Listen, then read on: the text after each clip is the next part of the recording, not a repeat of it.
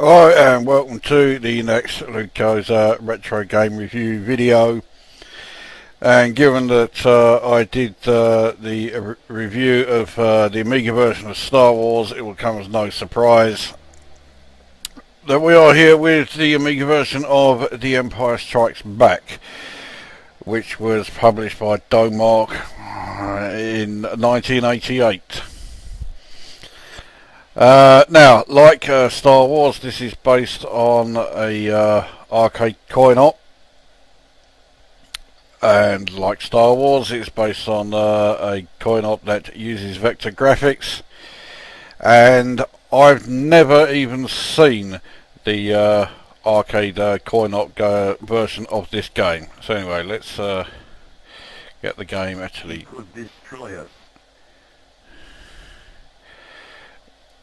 started.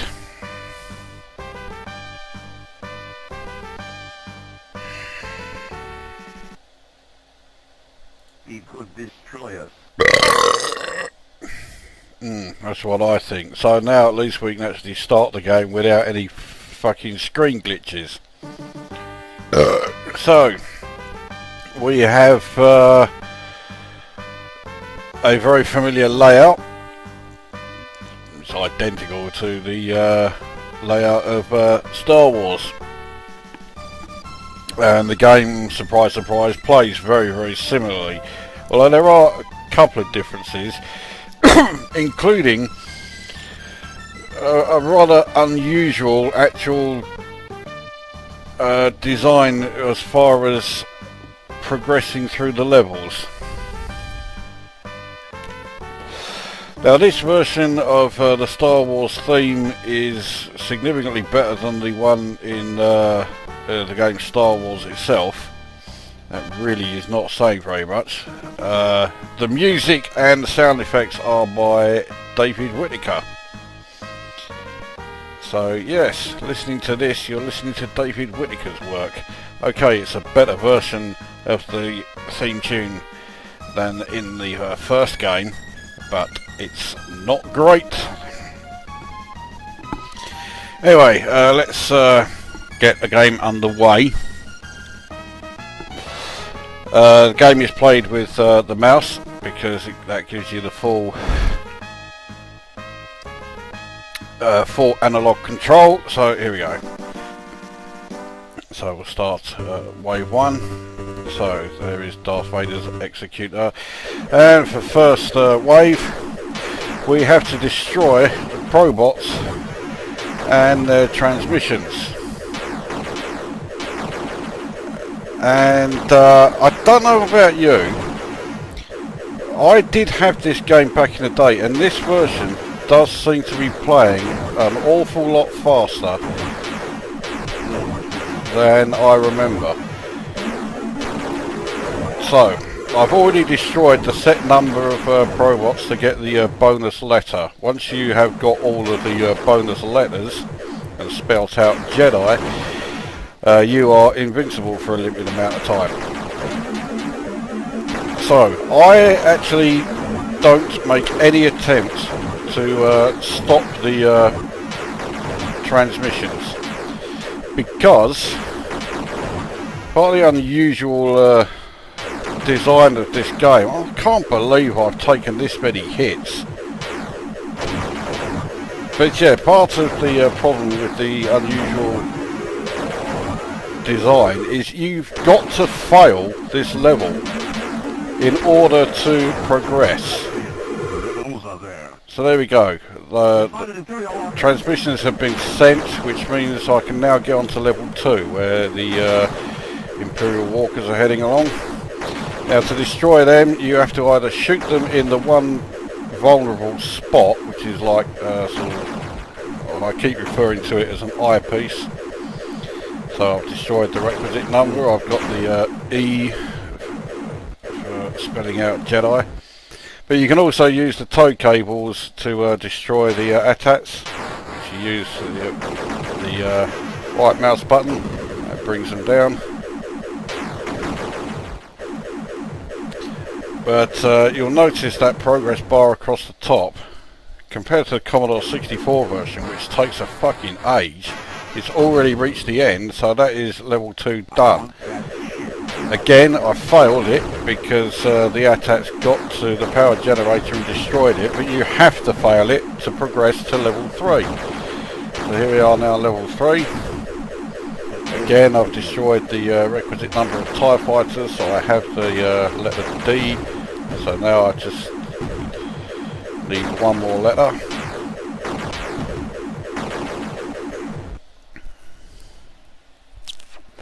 That level done. Now we're on to level 4, where we have to avoid all of the asteroids. Get through this level and you get the final letter that spells out Jedi.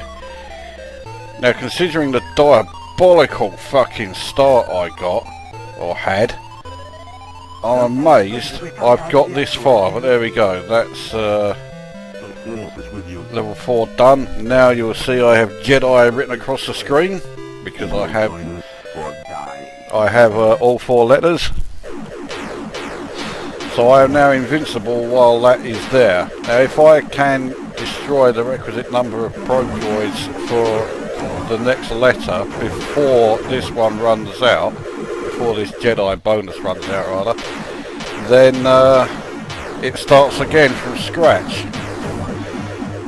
Well, I did, but the animation didn't finish in time, so that's 3 transmissions sent. Just need the 4th one to be sent, and then we're on to wave 2. So this is it. Now, compared to the first Star Wars game, there is more to do in this. There is more sort of difference between the 4 stages, and then of course there is the small fact that there is actually 4 stages, not 3. Except in Star Wars, when you're first playing it, initially there's only 2 stages. You know, through the first wave. There we go. Right, I've still got to destroy 5 Imperial Walkers to get the bonus letter. Right, now I have to destroy 2.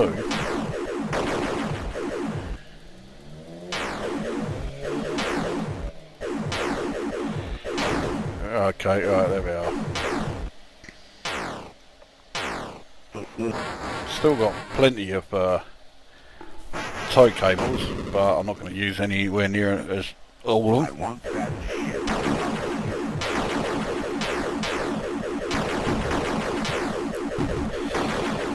Now this is the level that I struggle the most with getting the letter. That's it, so one more hit and it's game over.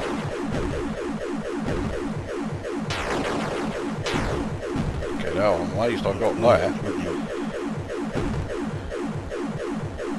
Right, and it's the asteroids again. But one hit and I'm dead. And it's fucking annoying if you lose your last life on this level, because the asteroids constantly plough into you while it's saying game over. Oh, there we go. That level really does look a hell of a lot faster than I remember it when I had this game back in the day. But, well, I can't really tell if it is faster or not. It certainly looks it, but maybe it's just my memory isn't so great.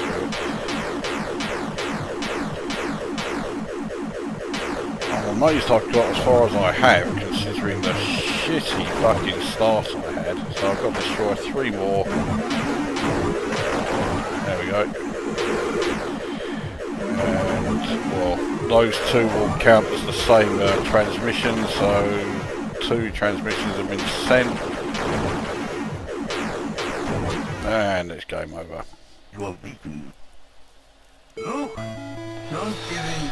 So there you go. That is playing Empire Strikes Back.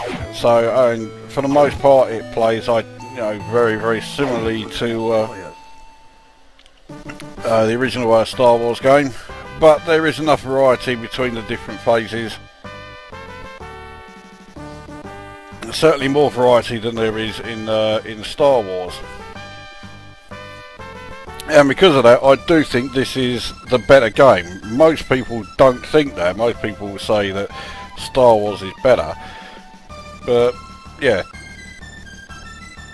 There's a greater variety in this, so I do prefer this one. And when it comes to the Amiga conversion, well, I can't compare it to the arcade original, because like I say, I've never seen it. And certainly, obviously, have never played it. But I hear that as a conversion, they've done a really good job. So let's get another game underway and start the review. Start with that. I'm going to get a load of fucking thumbs down for this one. I've been drinking plenty of this, you see. And furthermore, I couldn't give a toss if you're one of those people who is offended by me burping, and yet you don't care about me saying that just about everyone and everything's a fucking cunt. No, that's alright. Anyway, so let's get the review underway. That certainly looks faster than I remember. So anyway, graphically, yeah, okay, vector graphics, which do have some limitations, and I'm fucking this up again. You only start with 5 shields as opposed to the 8 in the Star Wars.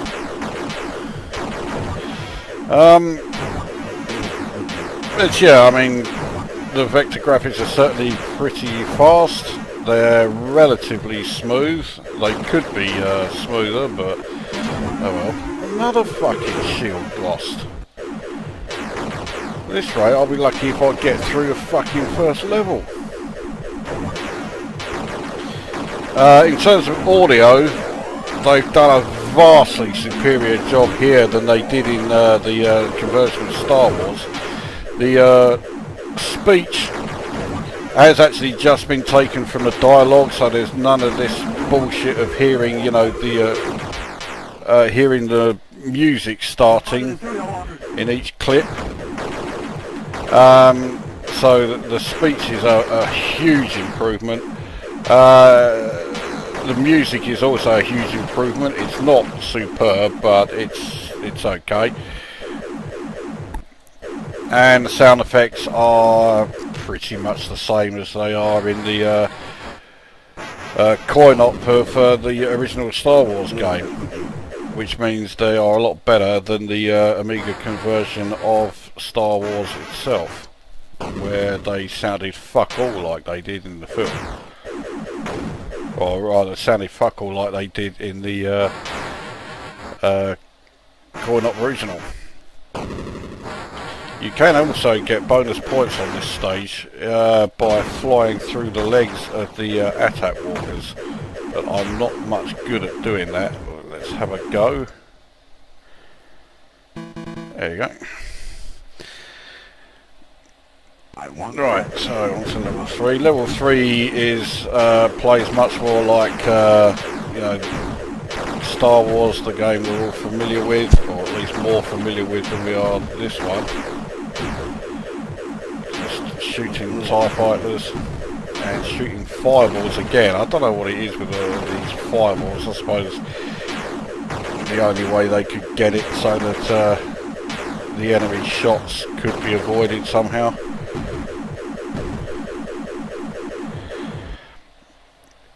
This is the only level that I'm really not keen on. It's a shoot 'em up game, but the 4th level you don't shoot anything at all. You've got to avoid them all.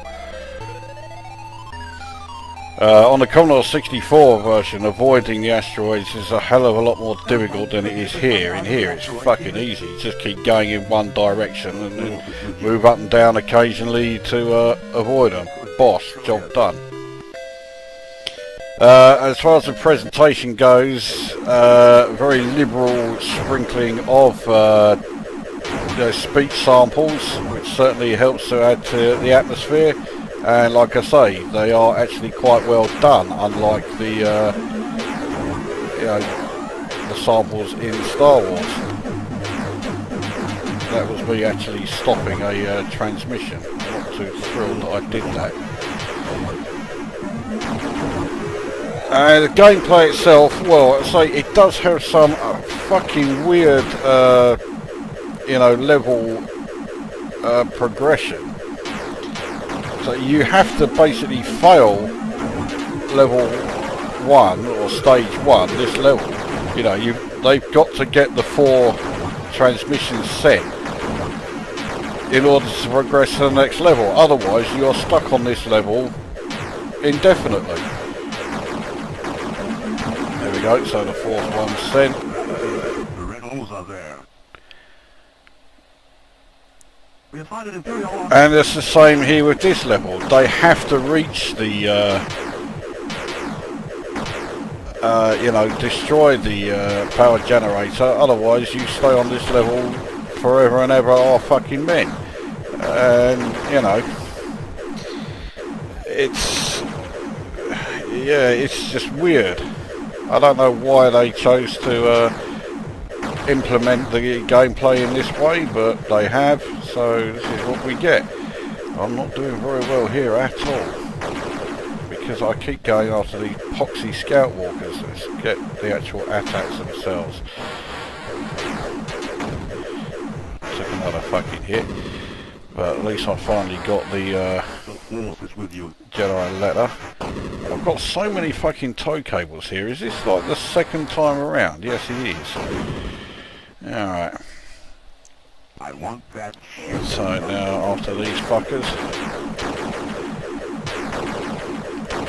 I mean, like Star Wars, it does get quite repetitive, but it does take longer for you to get bored with it than Star Wars did, because there is, you know, a little more variety. But I mean, that's not to say it's fantastic. It does have, you know, it does get repetitive. It's annoying that when you take out the last TIE fighter there, it counts as a letter E, not the letter D that it should give you. So even though after this I should have the Jedi, you know, oh, there we go. We're going to get through this one anyway. Yeah, I would have had the Jedi invincibility thing, but no, because it gave me the wrong letter. Anyway, so that is The Empire Strikes Back. It's not a bad game, and say from what I can gather, it's not a bad conversion. But once you look, you know, go beyond the initial sort of novelty, yeah, it does start to get a bit repetitive. But it does have some short-term fun. I will score it 7 out of 10. The Amiga version is by far the best version that I've played. I say, and it helps by how well it's presented. The, you know, the very liberal sprinkling of sampled speech, and the speed of the vector graphics. Although I do think this version I'm playing is playing a bit faster than it should have been. So I did have this back in the day, and I did pay 20 quid for this game, and I don't remember it being as fast as this. So anyway, so that is Empire Strikes Back for Commodore Amiga, 7 out of 10. That brings this review to an end, and we will see you at the next one.